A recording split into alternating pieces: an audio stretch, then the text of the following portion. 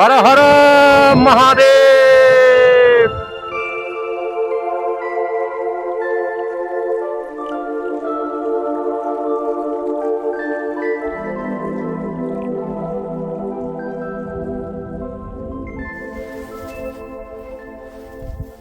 Good morning दोस्तों। 13 जनवरी और आधी रात है, लगभग 1 बज रहे हैं और 1 बजे हमने समिट के लिए, पांगरचूला पीक समिट के लिए प्रस्थान कर लिया है। आगे क्या क्या चैलेंज आते हैं, क्योंकि बिल्कुल रात है और हमने लाइट वगैरह सारे इक्विपमेंट्स पहन लिए हैं। अब आगे चलते हैं पांगरचूला पीक समिट पे।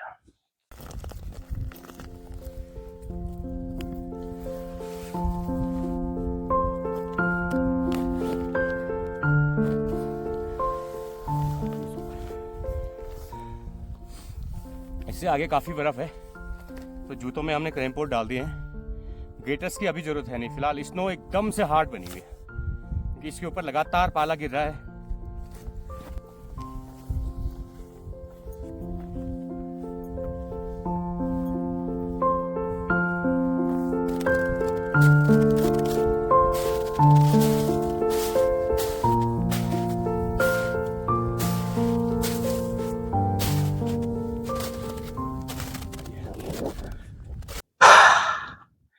खुलारा से लगभग 1.5 घंटा हो गया है और अभी मैं पहुंच गया हूं झंडी टॉप।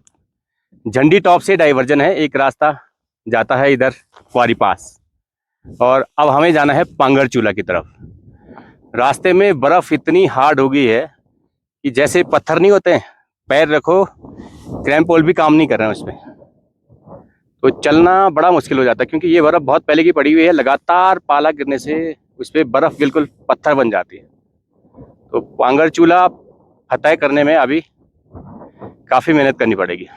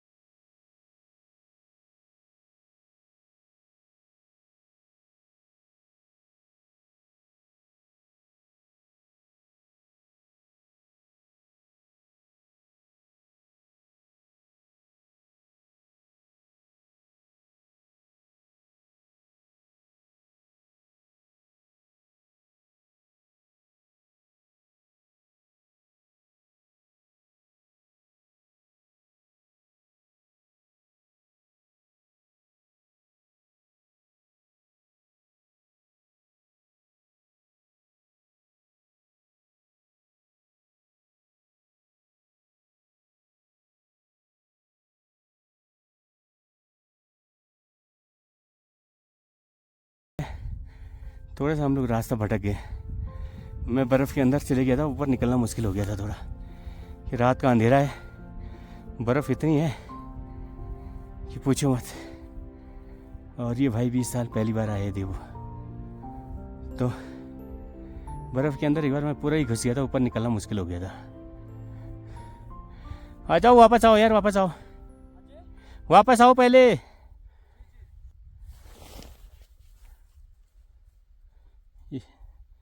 ये देखो, ये है देव वहाँ से आ रहा, ये पूरा बर्फ है। ये देखो,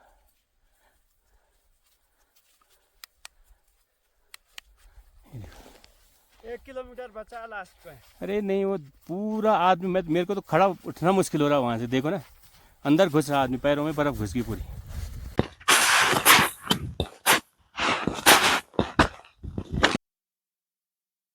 लगभग पांगरचूला के बेस कैंप तक तो मैं आ चुका हूँ और बेस कैंप के बाद बहुत बड़े बड़े बोल्डर हैं और उनके बीच में बहुत बड़ी बड़ी खाई है।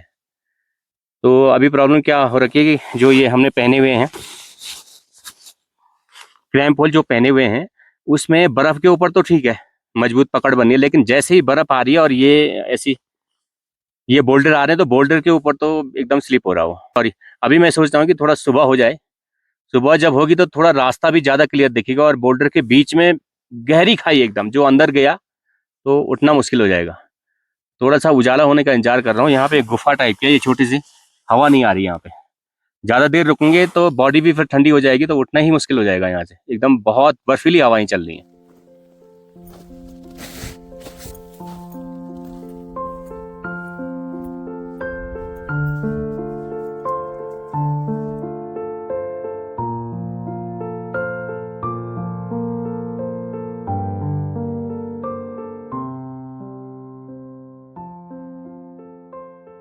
पांगर चूल्हा के बिल्कुल बॉटम में है, और ये सामने पांगर चूल्हा है।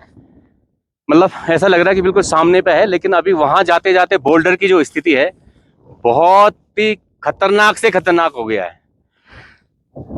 इतने बोल्डर हैं और उसके नीचे गहरी खाई। मेरा तो मन कर रहा है कि भाई वापस चले जाए, जान है तो जहान है। पता चला किसी बोल्डर के अंदर घुस गए। यहाँ टेलीफोन का नेटवर्क नहीं है, मोबाइल की फैसिलिटी नहीं है, फर्स्ट एड नहीं है, कोई साथी नहीं है, पॉपुलेशन नहीं है, लोग नहीं है। ऐसी वीरान जगहों पे यदि कुछ हो गया तो भगवान भी आपको बचा नहीं सकता फिर। और बोल्डर देख लीजिए आप, ऐसे बोल्डर हैं, बड़े बड़े शिलाखंड है, और उनके बीच में गहरी खाई है, और बीच में बर्फ भी पड़ी हुई है। बर्फ से गलती से पैर स्लिप हो गया तो आप सीधे अंदर घुस गए, समझ लीजिए। तो ये ट्रैक इजी नहीं है, टफेस्ट ट्रैक की कैटेगरी में आता है। मुझे शुरू में लगता था कि ये मॉडरेट ट्रैक है, लेकिन यहाँ तक पहुँचना ये बहुत डिफिकल्ट और टफेस्ट ट्रैक की कैटेगरी में है। लास्ट का जो 2-3 किलोमीटर का जो पैच है वो टफेस्ट ट्रैक है। बोल्डर, बड़े बड़े बोल्डर, उनके बीच में गहरी खाई और बर्फ पड़ी हुई है।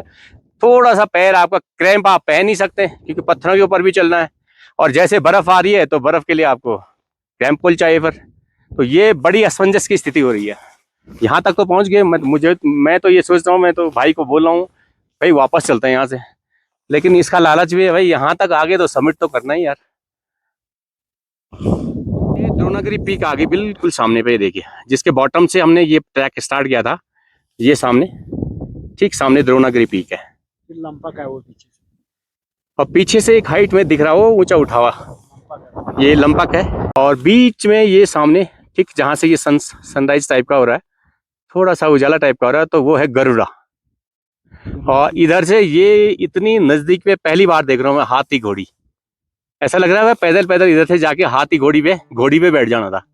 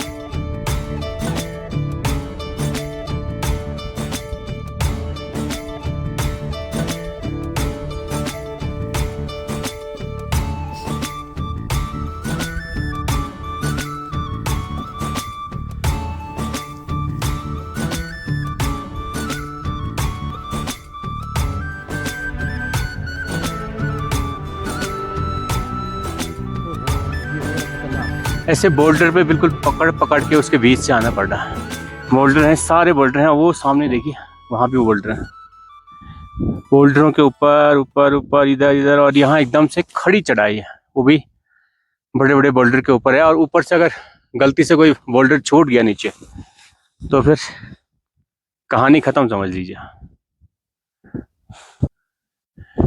हर 15 मिनट में पानी पीना पड़ रहा, गला सूख रहा है एकदम और एनर्जी एकदम खत्म होती जा रही है। इसीलिए इसको ट्रैक की कैटेगरी में नहीं लेते हैं, इसको समिट या एक्सपीडिशन कहा जाता है।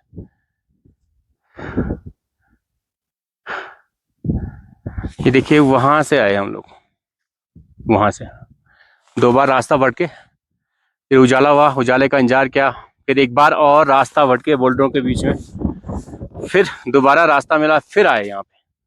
अभी ऊपर टॉप तक देखते हैं कितना टाइम लगता है। पीछे देखिए कितने बड़े बड़े पत्थर है। ऐसा ही ट्रैक एक शिला समुद्र भी है, रूपकुंड वाला, लेकिन वो भी इतना डिफिकल्ट नहीं है एक्चुअल में। वहाँ भी पहाड़ हैं बड़े बड़े और पत्थरों के बीच से जाना पड़ता है, लेकिन इतने बड़े पत्थर वहाँ नहीं है। और फिर बीच में जो बर्फ़ है उसकी फिसलन है। वाह, ऊपर आके तो मज़ा आ रहा है वैसे, लेकिन अभी नीचे जाने की भी एक चिंता है कि नीचे कैसे जाएंगे। चढ़ तो गए, लेकिन उतरने का बहुत बड़ा चैलेंज है ऐसी जगहों पे।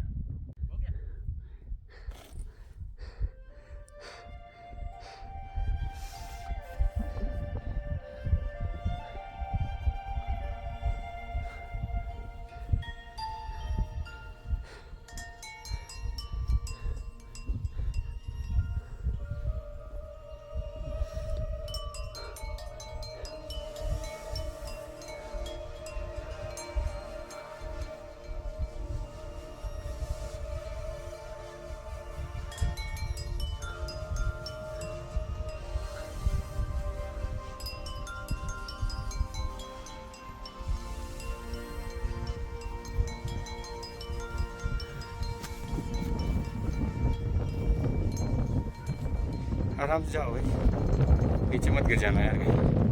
तुम्हें देख के मुझे भी डर लग रहा है। हर हर महादेव, हर हर महादेव। हिमालय में ऐसी जगहों पे होना ही बड़ी बात है। पता नहीं किस जन्मों का अच्छा कर्म रहा होगा जो ऐसी जगहों पे आना हुआ।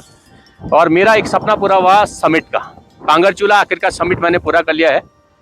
मैं सोचता था समिट में पता नहीं क्या होगा, बर्फ के पहाड़ होंगे, पता नहीं कितना बर्फ होगा, लेकिन दुर्गम रास्तों से होता हुआ आखिरकार जब मैं यहाँ पहुंचा तो यहाँ चारों तरफ से बोल्डर ही बोल्डर हैं, पत्थर टूटे हुए चारों तरफ से, उनके बीच में स्नो है।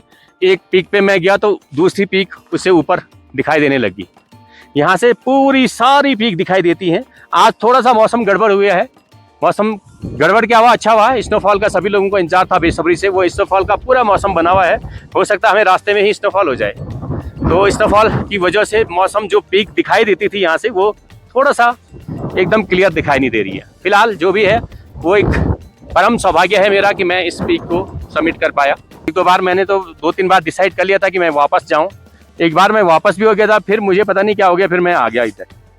तो जो भी हुआ, खैर ईश्वर की, महादेव की बड़ी असीम अनुकंपा रही कि ये जो समिट हो गया। अब वापसी की जर्नी है, और वापसी भी इतना ही खतरनाक है, ज़्यादा खतरनाक है वापसी, क्योंकि एकदम ढलान है, नीचे बड़े बड़े बोल्डर हैं और एकदम ढलान पे स्नो है बहुत जगहों पे। तो चलिए चलते हैं, देखते हैं पहुंचते हैं कि नहीं पहुंचते वापस।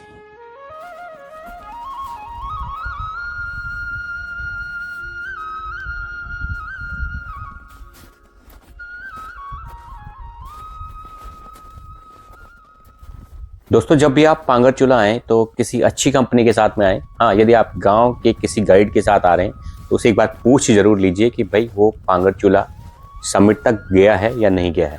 कहीं ऐसा ना हो कि जैसा हमारे साथ हुआ।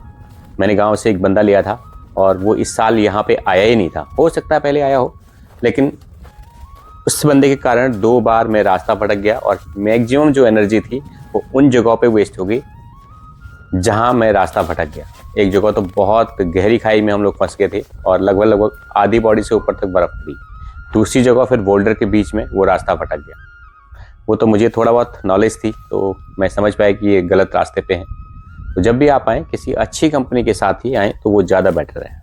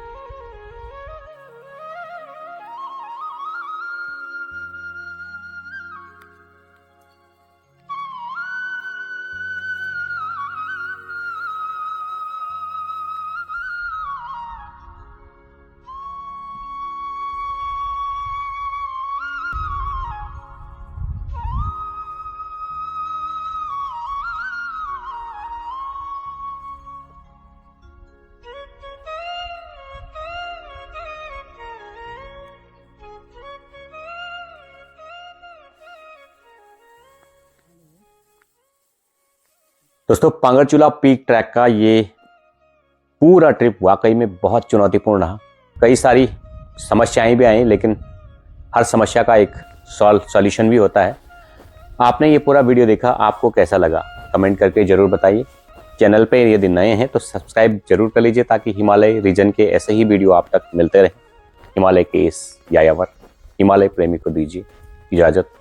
नमस्कार, हर हर महादेव, जय शिव शंभू।